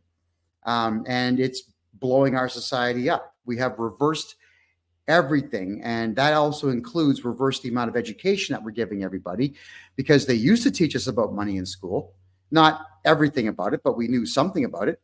We certainly knew what gold and silver was. We could write in cursive. Men can't do any of that stuff anymore. They don't even know what gold is. I just want to make a personal ad for Scrooge McDuck. I loved what Disney did with Scrooge McDuck, old Uncle Scrooge teaching about money and stuff. It was great. Those were fantastic Disney pieces back in those days. Oh yeah, but that's 60s and 70s. I used to buy Scrooge McDuck comic books. Disney used to be fantastic for entertainment back then. Now I was hoping that DeSantis might just send a nuke into Orlando and get rid of him. Anyway, let's do this last slide here. What's going on here? So there you go. Just it's the final word, inclusion, right? So DEI exposed the dangers of forced conformity and diversity, equity, and inclusion. I have a friend of mine who works in one of the chartered banks, and I get to hear some of the machinations that go on, and I mean it's kind of ridiculous. Like, you've got good quality people who work in some of these institutions who literally have their careers threatened because they didn't use the right pronoun, didn't chastise somebody when they made a comment that the politically correct forces deemed should have been chastised, etc. And so these people who have spent decades working in the banking industry are literally threatened with their careers or loss of them because they might not use the right pronoun, or they didn't chastise somebody who didn't use the right pronoun. It's ridiculous. Yeah. And for any of you out there who decide that you want to have pronouns, really just go to hell. No one cares. Nobody cares. Nobody is going to get into psychobabble baby talk and learn it for the sake of you. Yeah, and if you introduce me with your pronouns, I'm just going to stop you dead and say, "Yeah, stop. I don't care. Just, we're not going to meet. You're not sitting here. Stand up, leave. Not interested at all." I suppose, though, it's good if you do tell me your pronouns when we first meet or start talking, because I know you're a moron and I'm out. You're not going to waste any of my time, me speaking with you for 30 seconds to then 30 seconds later learn that you're a moron. I know right off the bat. So I'm not giving you 30 seconds of my time, except to maybe pull out my phone and record me scolding you for 30 seconds and telling you to get lost, because I know you're going to get your back up. Losers. All right. Next. They turned Jordan Peterson into a hero and a cultural icon because of what they did to him in Toronto. And I'm grateful for him, and I'm proud that he's a Canadian for having stood up to some of that. Well, the man's a national treasure. Yeah, and the left wing, they're so stupid, they don't realize that the more you try to shun somebody, the more that they're going to be popularized, especially on the worldwide scale. They did the same. I just want to say, I remember in university, there were very few professors who had that type of gravitas and that type of knowledge base that Jordan Peterson obviously does. Tom Flanagan was one of those that I had as professor at the University of Calgary in political science. And the politically correct crowd went after Tom and did their best to discredit him. as they tried to do, with Jordan Peterson. But those guys are rare, and they're few and far between, and that's what makes those are the characters that make university worthwhile. Are those really incredibly intelligent, learned professors with some principles, and that academia is worse off in Ontario for Jordan Peterson having left, and I would argue the same with Tom Flanagan in Alberta. All right, we got another slide to go here. Oh, I like this one. So Yeah, well, this is what it comes down to, folks. Like, as I said before, this Justin Trudeau purchased 11 jabs for every man, woman, and child after he knew that China had sent military personnel to our Winnipeg lab to take out viruses and weaponize them. I mean, if that's not a traitorous activity, I don't know what is. And so when it comes to central bank digital currency or any of these things we're talking about, do you trust this guy really to trace your transactions, whether or not you buy ivermectin, what your environmental social governance score is, how much ammo you buy, how much gasoline you use, what type of vehicle you drive, etc. Very similar to the social credit score in China that'll mean you can't apply for a government job or go on a vacation. Like, seriously, people, do not give these people this power. Look at him. Look who he fraternizes with. Please look at just look at China and what they're doing with central bank digital currency to control their population. Yeah, bad news. yeah, and just to point out, everybody, this is just look at his mother. Look at how she's staring at Fidel. Yeah, women who don't have some kind of crush or affinity for a man don't look at a man like that. That's a very unusual way for Justin's mommy to be looking at, well, his father, as far as I'm concerned. Well, some interesting quotes is where Fidel Castro said to Margaret Trudeau that he used to look and stare into the sun to condition his eyes, and it was harder to look into her blue eyes than it was for him to look into the sun. Okay, interesting. And then Margaret Trudeau to say that Fidel Castro was an incredible charmer, etc., and go on and on about his, anyhow, whatever. Was she that good in bed or something? I mean, like the Rolling Stones had a crack at her, Andy Warhol had a crack at her. Who else? I will say this. I was down at a gun show in Calgary, and I meet a lot of retired RCMP officers down at those shows, and they had some stories to tell. Okay. Well, you and I should maybe do a story night about that. All right. So let's move on. We have this slide here, a prosperity certificate. What's going on? So Alberta created the Alberta Treasury branches back in Rocky Mountain House in 1938. But before they did that, they put out this prosperity certificate. This one's dated 1936. I just want to point out that in order to save ourselves from what Trudeau is trying to do to the currency, central bank digital currency, etc., we're going to need to think outside the box, folks. And I know that Alberta's done this previously, but I'm with Brett Olin with Bow Valley Credit Union. Please unhook the Alberta financial institutions from some of these federal regulations because they're terrible. Okay, they harm the oil and gas industry, which is crucial to Alberta and crucial to the country, frankly, because we're a cold weather climate. We're an Arctic country. We need that stuff to keep warm in the winter. Okay, unhook yourself from this FinTrack stuff. It was used to go after and persecute truckers. Okay, they're classifying freedom fighters as economic terrorists. Okay, domestic terrorists, etc. They're going after fertilizer. They're going after farming, etc. Like we need to uncouple provincial financial institutions from some of these federal regulations, because if Trudeau stays in power until June 30th of next year, when the Banking Act expires, there is going to be huge repercussions and calamity. So the more that people can go into provincial credit unions, provincial banks, and the more that provincial governments can divest themselves and unhook themselves from some of these crazy regulations, the better off we'll be, and we'll hopefully have a critical mass to save the Canadian economy from the worst and destructive influences of Justin Trudeau. Yeah, and we got a TikTok comment here, which is really good and accurate. I'm in Alberta, and the bank teller wanted to know what I was going to do with my cash. Obviously, that's a cash withdrawal from a bank, and they start asking questions. Now, you don't have to answer questions, but if they want to ask stupid questions, I mean, give them stupid answers. What are you going to do with this cash? Well, I'm buying a bouquet of flowers and some condoms. I'm going to join your wife later this afternoon, or your dad, or whoever it might be. It's sad that we have to answer questions like this, and then you compare the banking system here in Panama to it. You can throw as much money into a Panamanian bank as you want. I can get bank accounts registered here in Panama now without the person being in the country. And you can walk into a bank and state, I want all my money back. And within 24 hours, you will have it. Costa Rica is the same way, by the way. You just walk in saying, I want my money. They'll put it into a duffel bag. You get the duffel bag free. A armed guard will walk you out to your vehicle, and then you've got the option to pay the armed guard to get in the car with you and drive off with your cash. These are things that you have the right to do in other countries, and it's better to do banking here in Panama, Rob, because the second biggest industry in the country after the Panama Canal is banking. They take it very seriously here. Yeah, no, and good for them. And Switzerland did for the longest time as well, and I commend that, with the Cayman Islands, et cetera. But yeah, like we are facing a profound lack of privacy in this country. I mean, FinTrack, for example, was supposed to track transactions over $10,000. But if you go into a bank today and you want to take out 3,000, which is, a fraction of that, you get questions. What are you going to use the money for? Well, what's it your business?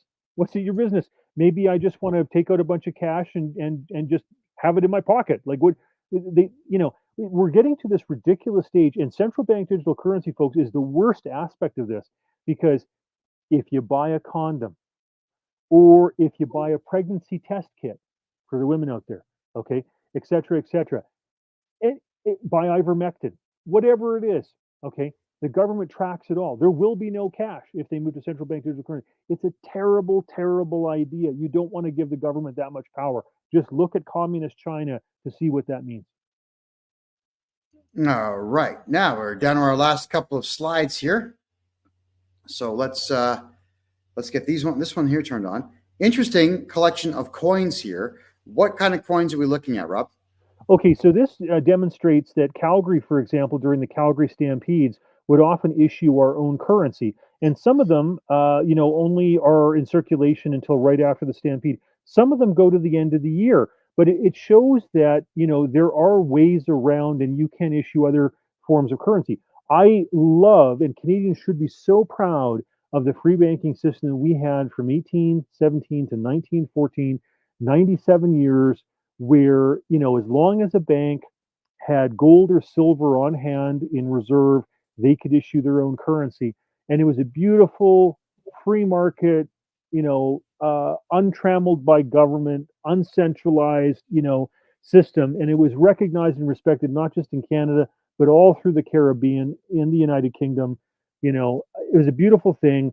And I think we may have to go back to something like that, because the government has so messed up things with regard to debt and unfunded liabilities and unfunded pensions and just a mess. And eventually, when the fiat currency goes bust, and it does, okay, they always do, and we've gone a long time without it going bust, it goes back to gold, silver, real tangible things.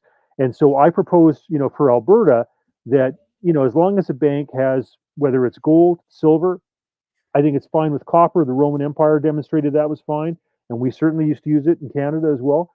You could throw in platinum, oil, because Alberta's got a lot of oil, right? All those things work. Makes sense. It gives something tangible to back the money with. But this idea that Canada has no gold bullion reserves whatsoever, one of only 12 countries to do so, and that Trudeau has a definite finite end to the Banking Act next year, June 30th of 2025, and has all these intentions and experiments and et cetera with central bank digital currency, and we can see what a mess that is. We got to do something different, folks. And I'm begging and pleading with people in provincial politics.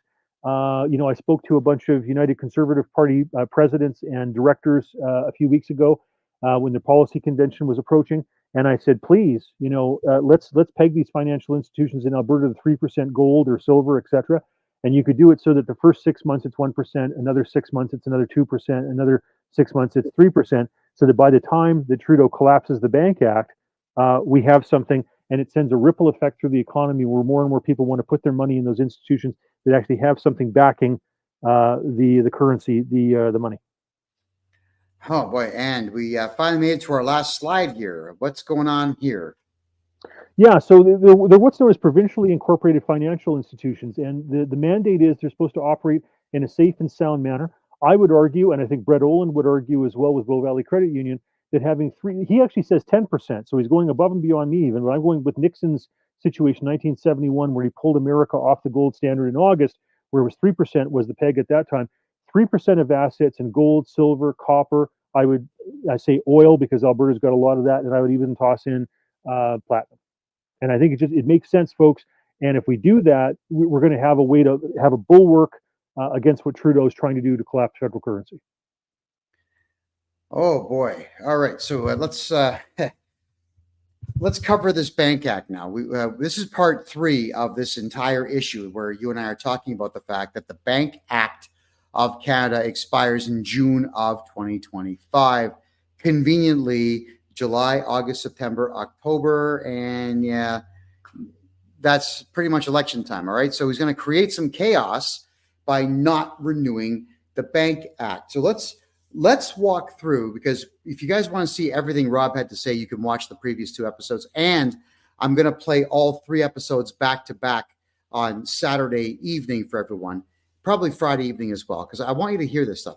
Rob, the Bank Act folds or expires. The very next day, what happens? Well, theoretically, the banks continue to operate, but they're only allowed a narrow window to do that. And it turns out that narrow window is just, a few months. So, there's a reason why he picked June 30th, right? Because June 30th, all the members of parliament are back. They're back in their ridings for Canada Day for July 1st. All the senators have left. The MPs usually leave Ottawa by June 15th. The senators usually go on a week later, June 20 something. So by June 30th, Ottawa's a ghost town. I mean, maybe the PM stays there for the Canada Day celebrations, whatever, but that's about it. So for all of July, for all of August, for quite possibly all of September, there's no parliamentary oversight whatsoever, right? And so if he wants to go ahead and cause havoc, right? I mean, let's face it, folks, we're going to have a lot of banks with the consumer debt, the public debt, everything that's going on, okay? The government is playing this game where they're telling you that inflation's not really as bad as it is because they don't want to raise interest rates to the point where it cripples their own debt financing or cripples the economy, okay? But this stuff's going to come home to roost, folks, okay? It's going to come home to roost. And when it does, you're going to have bank failures. Okay, that will happen. All right, you already saw that with the Silicon Valley situation in California. Okay, there's going to be more bank failures, folks. Okay, and as that happens, the ones that don't have anything to back it up, okay, are going to be the ones who are the most affected, the ones who are over leveraged. Okay, and so if you've got banks like, say, for example, Bow Valley Credit Union here in Alberta that says they want to have 10% of their assets in gold, well, those guys have something real, right? But Canada has nothing. We have no gold bullion reserves whatsoever. So, as this stuff happens, and in the United States, okay, what's happening is the federal government is pulling out of the idea that it's going to bail out the banks. It's called bail in, okay, and it happens in Canada too. So what that means, okay, is that previous to the First World War in the United States, you had a scenario where there was a banking crisis. They didn't have the Federal Reserve at the time. And JP Morgan personally stepped in to save the day with his own finances, with his own resources. Now, people complained, saying we shouldn't be that beholden to one man, that JP Morgan himself can come in and save the American banking system. So they said, well, therefore, we must create this government institution, the Federal Reserve, that could do what JP Morgan did. Okay. Canada took the same logic. Okay. And so as a result, because of all the spending they did in the First World War and because of the situation, the crisis that happened that JP Morgan provided a solution to, you had the creation of the Federal Reserve in the United States and the Bank of Canada. Okay. But what they've done now is it's a bail-in rather than a bailout. So when they first created those institutions, it was a bailout. So if a bank was getting into trouble and there was a run on the bank, the the Federal Reserve or the Bank of Canada would step in to provide liquidity so that the bank didn't collapse. Okay, they've changed that. Now it's a bail-in, not a bailout. What that means is that if you have money invested in that bank, okay, maybe it's $100,000, $300,000, whatever it is, and it's collecting 5% interest, whatever it is, blah blah blah. Okay, Right. you're the one who bails out the bank, not the government. It's your money that they will use to bail out that bank. Okay, and because of the bail-in, they can literally seize the assets of their depositors and use that to bail out the institution. So as these institutions come under crunches, okay, it's going to cause trouble for the government, but it's literally going to bankrupt or deplete the reserves of the depositors. Okay, so it'll wipe people out financially. And the government allows this to happen when they have no gold reserves whatsoever behind the Bank of Canada. Okay, the only thing that our money floats on in Canada is the fact that 60% of our trade is done with the United States. Huh. Okay. That's it. So, Like we have access to the largest consumer market in the world, with 60% of our trade happening with the United States. That's what keeps this country afloat. There is nothing backing our currency whatsoever. There's no gold bullion. it's frightening. So Yeah, I suppose. All right. It's like it's almost giving me a headache when I stop and I think about what you're telling me here. Is it time then for Canadians just to get their money out of the country? Is that what it's time to do? well, here's the problem. Okay, so let's say, for example, you put your money into the United States.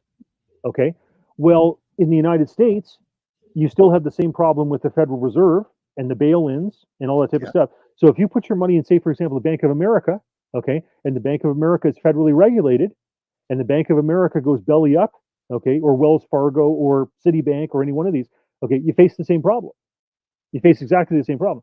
So if you put it into, say, for example, a state regulated institution, right, say like the Bank of Idaho or something like that, right, that isn't a bank that operates across state borders and maybe has an interest in having a gold bullion reserve like Bull Valley Credit Union does here in Alberta.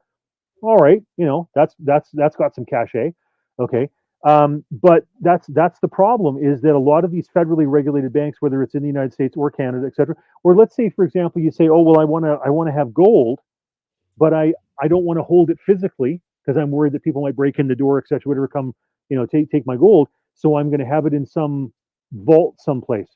Well, when the stuff hits the fan, folks, right, you want to have that gold because that's real. Okay, and if you've got that in a bank that's federally regulated, for example, or some whatever it is, safe house someplace, etc., you can bet your bottom dollar that when the stuff hits the fan, they're going to hold on to it.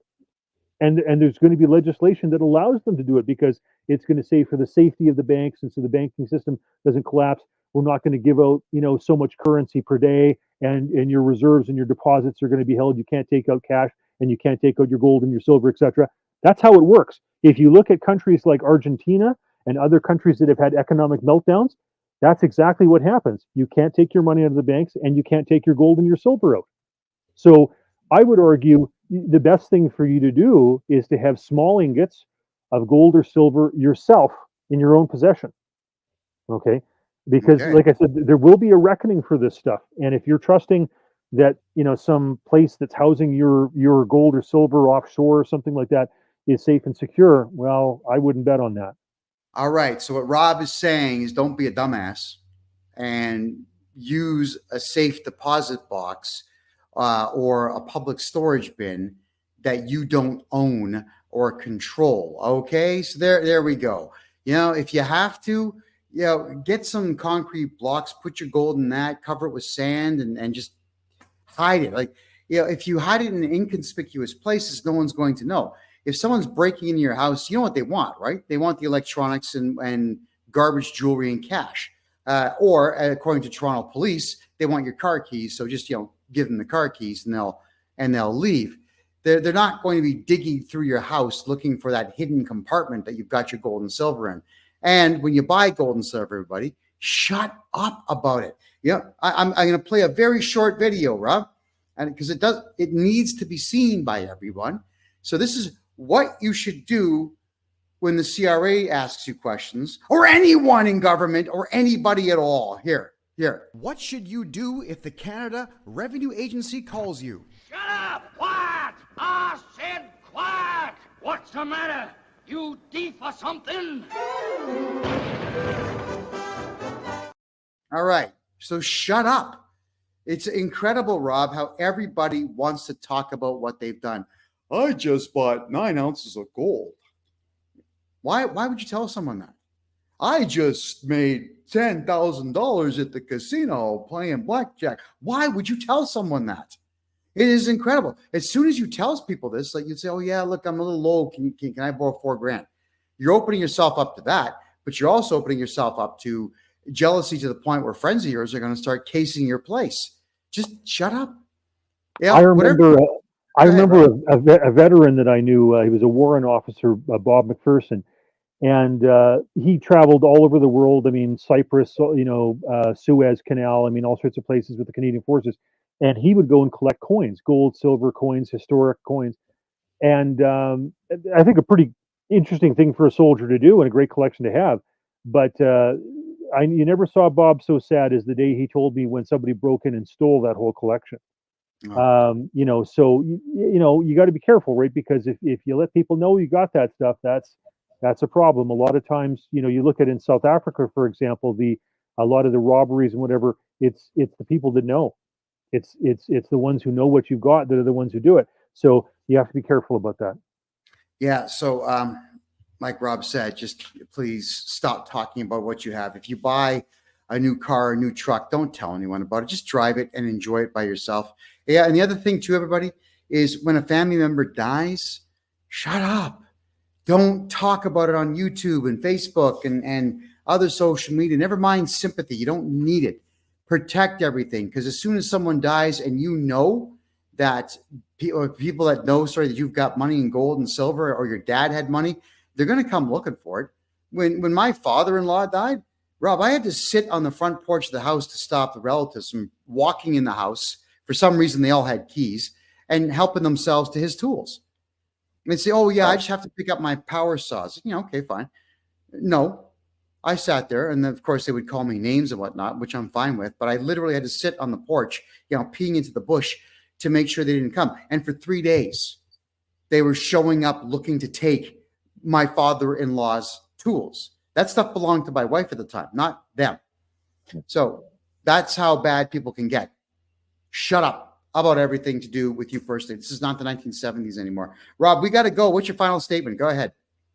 Central bank digital currency is communism. It's really bad, and we've got ways to work ourselves around it. But please, provincial politicians, you need to understand, you need to unhitch yourselves from the federal system, because otherwise you're not any better off.